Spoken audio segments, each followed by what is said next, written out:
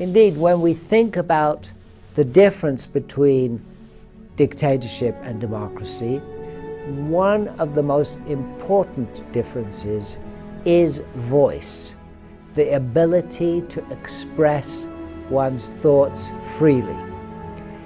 One of the tests for a democracy is what is called the town square test. Can a person go to their local town square and speak out freely without fear of arrest and even death? Of course, another very important test of democracy is what I call the vote them out test. Can you vote out the national leader? In many countries you can vote somebody in, but it's very difficult to vote them out. For example, countries such as Russia and Iran have elections, but these elections are utterly meaningless because the outcomes are already preordained, because the candidates are pre-selected and there is no real choice between candidates because the candidates all represent the same thing.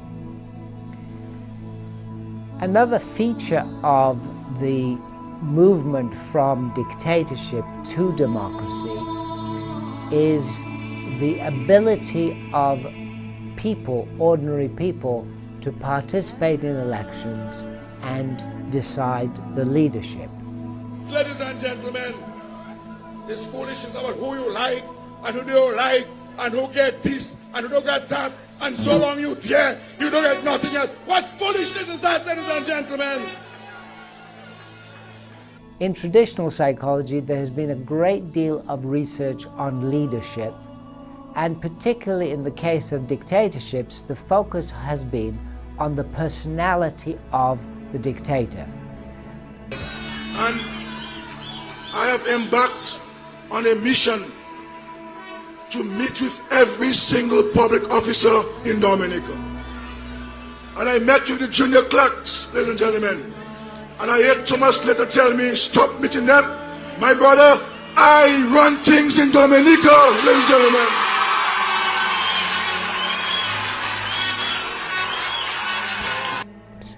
What prevents the people from rising up against the government is simply the guns held to their heads. It is naked power that keeps the masses in their places.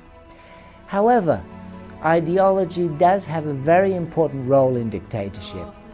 Its role is to keep the elite ruling group cohesive, so that they, through their cohesion, can use force to keep the masses in their places.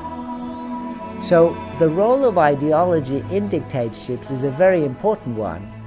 It is to make sure that there is conformity and obedience at the very top. That is why when there is the least ideological non-conformity at the top, the leader does not tolerate it and immediately gets rid of the dissenter at the top. However, what you do find in dictatorships is dissent among the people at the bottom.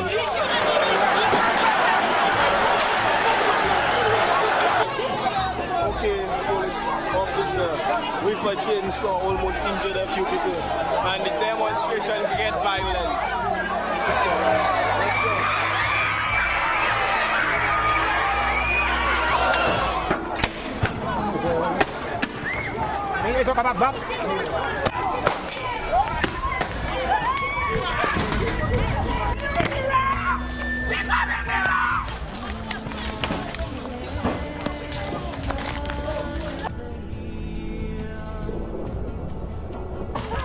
One shot like what? I stand up in my kitchen and I only hear microwave. You can see those that came from them. And people will very quickly start talking about the corruption in the government and how terrible things are. But if anyone at the top of the regime makes similar comments, they are eliminated very quickly.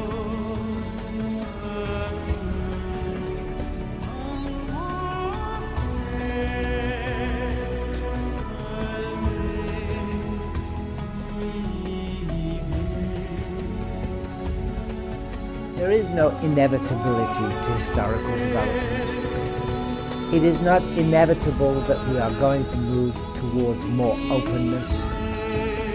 We could move backwards. If we look back historically, there have been times in history where there was more openness and then there was collapse. In Athens 2,500 years ago, there was more openness and then there was collapse when King Philip defeated the Athenians.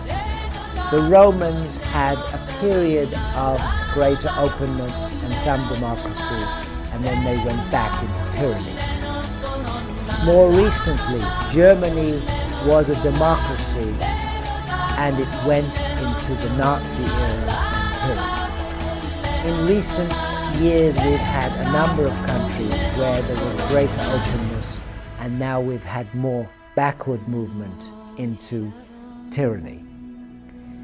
The Arab Spring brought momentary hope to tens of millions of people, but in many ways, in most countries, it led to, again, a closed society.